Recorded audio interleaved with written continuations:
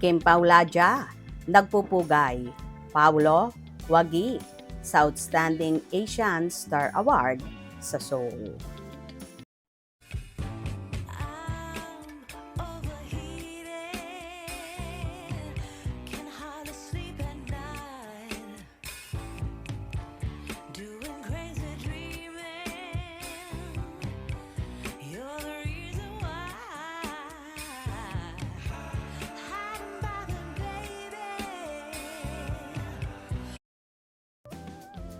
Nagmistulang rally ang panawagan ng Kim Paulaja na huwag tigilan ang pagboto kay Paolo Avellino para sa Outstanding Asian Star mula sa Seoul International Drama Awards o SDA.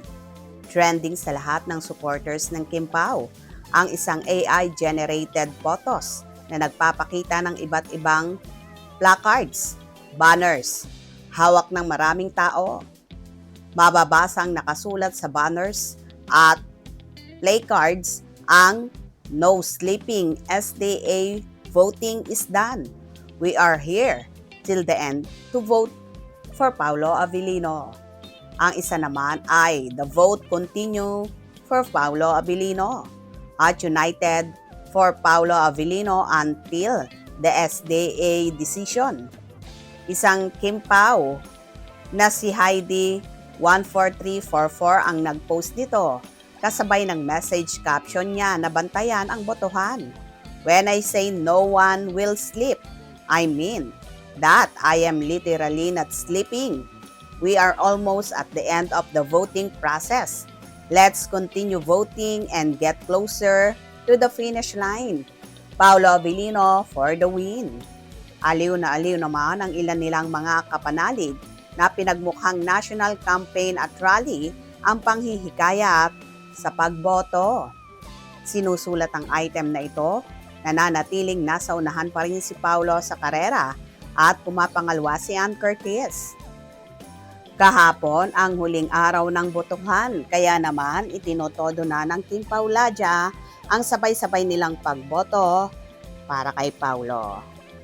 Samantala, nanguna si Paolo Avellino sa online poll ng Outstanding Asian Star Award sa 2026 Seoul International Drama Awards.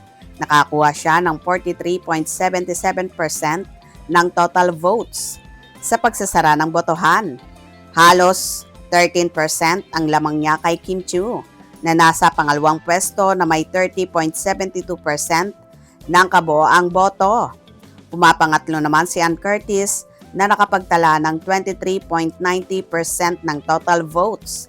Sa pagkapanalo ni Paolo, may ihanay na siya kina Dennis Trillo, 2016, Gabby Concepcion, 2017, Alden Richards, 2019, Dingdong Dantes, 2020, Bel Mariano, 2022, Catherine Bernardo, 2023, Kim Chiu, 2024, at Daniel Padilla, 2025.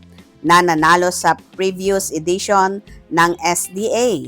Ang Outstanding Asian Award ay dating Asian Star Award ng nasabing award-giving body. Si Dennis ang kauna-unahang Pinoy na recipient ng nabanggit na award para sa kanyang pagganap sa seryeng My Faithful Husband noong 2016.